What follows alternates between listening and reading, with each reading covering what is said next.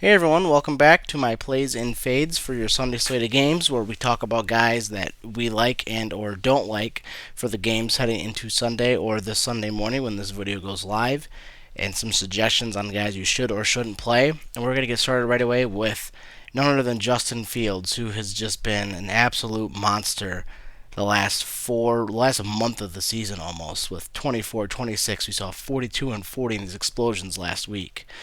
He plays the Atlanta Falcons, who 32nd in the pass and 18th against the run. Not a great team against anything on defense. Sorry, I had to pull up some notes here. 20 points per game to quarterbacks. They give up over 100 yards to running backs. I just think that it's another opportunity for Justin Fields to have another awesome game. If you're going to spend up on quarterbacks, you're going to spend up on Justin Fields. I think he's your best option again this week to spend up on a guy. I also like Joe Burrow a lot. I didn't talk about Burrow specifically, but Burrow's another guy that I like quite a bit. But if you want to go the cheaper out of quarterbacks, which I used to do quite a bit, Dak Prescott's the cheapest I think I'm going to go this week. He had 21 last week. He threw 2 interceptions, were kind of ugly, but 46 attempts. 27 to 46 isn't a great stat line, but I like the attempts, the yards, and the touchdowns that he had. The Vikings give up 280 yards passing per game, and they give about 20 points per game as well to quarterbacks. And 20 is like my sweet spot for quarterbacks that are a little cheaper in price. If Dak can get you 20 or above, which I think he will, I think CeeDee Lamb's gonna have another good week this week. If he gets you 25, that's awesome. At the 7,500 price, you get cheaper there, and you can spend up higher on some of these running backs because it's a really tough week out there. So Dak is my cheaper option at quarterback. Now, some people are gonna say or gonna see a guy in Russell Wilson who plays the Oakland Raiders this week. Wow, I just said Oakland. Plays the Las Vegas Raiders this week. And the only good game he's had this whole season is against Las Vegas, where he had 2 touchdowns throwing and 1 rushing. Don't do it. The Broncos offense is completely broken. I'm picking the Raiders defense in DFS no matter what. Every single lineup I'm doing, I'm picking the Raiders defense. That's how much I don't believe in this Broncos offense. Russell Wilson's having a career worst season in every single statistical category: passing yards per game, touchdown to interception ratio, his passer rating, his QBR. He looks lost, and they don't have Jerry Jeudy. It's just Courtland Sutton. They don't have a really good tight end option. This team can't run the ball. Don't get cute and pick Russell Wilson. But a really cheap option that I didn't mention on my notes is Taylor Heineke. He's not awesome by any metric. 23 against the Colts, 14 there. But if you're looking to go really cheap, he does play the Texans this week, and the Texans are pretty damn awful. 16th against the pass, 30th overall defense. They might just run all over and throw to Terry McLaurin a bunch, but Taylor Heineke might not be a super bad splash play. This was just off the cuff. I just saw him down there and thought, he might not be too bad. The best running back option that isn't just a big name, that isn't like going against some awesome opponents or some awesome matchup, but it's kind of tough to make a really perfect lineup. As if you watched my video yesterday, I was just arguing with myself and bantering with myself on my lineups and how much I disliked them every time I made one. But there's the one cheap option that I like a lot besides David Montgomery, because I think Justin Fields just dominates that team's offense. It's Devin Singletary. He plays the Browns. The Browns are really bad against the run. They average 23 points per game, giving up to running backs, over 115 yards per game to rushers. Josh Allen's not looked great the last few weeks. He's made some bonehead mistakes. Devin Singletary had a touchdown last week. He dominated the ball in a cold weather game and a game that was close, a game they needed to win. Devin Singletary was out there the most. I just think his snap count's really encouraging. If you're going to go a cheap option, this game's now in a dome, too, by the way. The Bills did make it to Detroit earlier today. Actually, it's probably an hour or so ago. Devin Singletary is your cheap option at running back. I've been trying to make lineups and looking at other guys that I liked that are in the cheaper price range to maybe talk about for like sneaky plays to like, oh, this guy's going to pop off this week. But really, it's when you get past Devin Singletary, are you wanting to put Michael Carter, James Robinson in the lineup? Are you want like David Montgomery maybe? That's the only option down there. It's tough. Like, these guys are okay, but the tandem is scary. I didn't want to talk about playing them or not playing them. DeAndre Swift hasn't been good.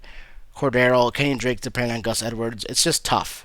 This week is the week you might want to pay up on running backs, and I didn't mention any of the big priced running backs for that matter because I think you can kind of play any of these guys if you can make the money work, and you're going to be okay. A receiver that I like a lot that is that sweet price range of like this is like the money range for price for receivers. I think from Amon-Ra St. Brown down to Chris Olave, Tyler Boyd. Let's go right, Tyler Boyd. This is like the best range for receivers, and I like a lot. Like I like Boyd a lot. I like Olave a lot. You know that I put him in all my lineups. But we're here to talk about Terry McLaurin, who again plays the Houston Texans. They're awful. McLaurin looks like he's Taylor Heineke's dude, and I think I love watching Heineke play because he just throws the ball to Terry McLaurin, and Terry McLaurin makes stuff happen. He only has 2 touchdowns on the year. That shouldn't be discouraging to anybody. They give up 17 points per game to receivers. The Texans do rather, and their rookie DB Derek Stanley Jr. is hurt with a hamstring. If he's going to play, you would expect him to shadow McLaurin quite a bit.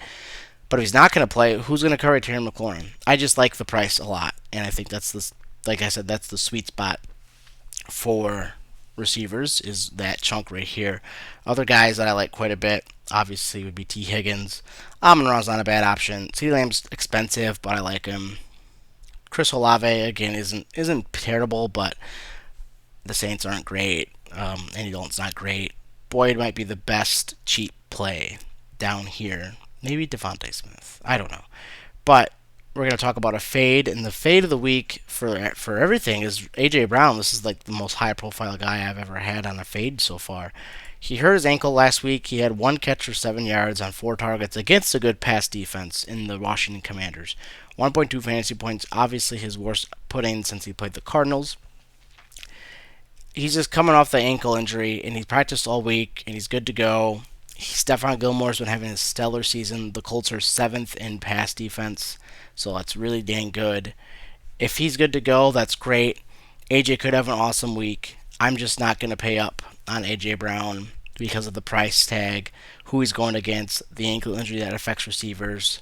If the Eagles are going to win, it might not be because of AJ Brown, but I'm not going to pay up on him.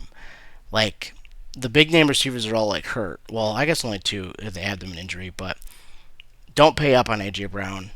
Save your money and pay for some of these middle guys down here, so you can pay up on your running backs this week because your running backs are just super overpriced, man.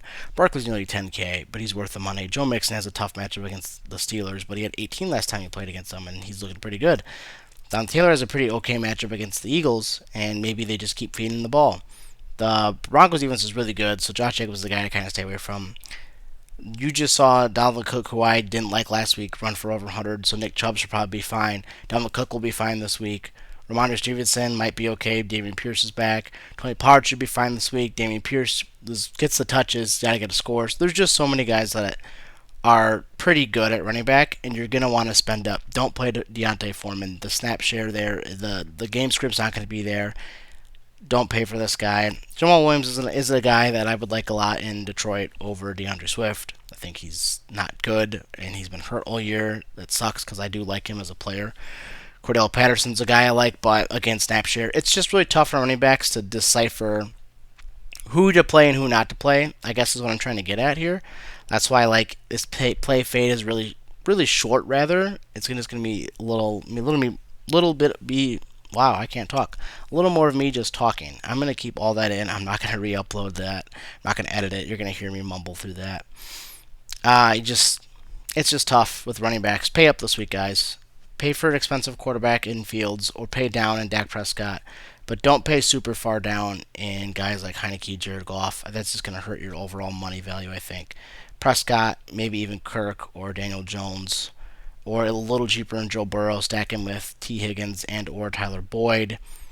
Find a way to get at least 2 really good studs in your lineups with your running backs and your receivers, and I think you'll be set. I didn't talk about tight ends as per usual because I just can't stand tight ends.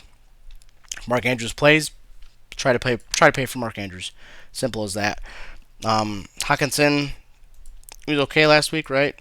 7 for 45. Again, the targets are there, the yards are there. Pay $6,500 for Hawkinson if you don't want to pay up. Schultz might be okay. Taysom Hill, come on, let's be real with ourselves. If Njoku plays, I don't mind the Njoku. Cole Kmet might just be the guy you pay for every week, or Foster Moreau.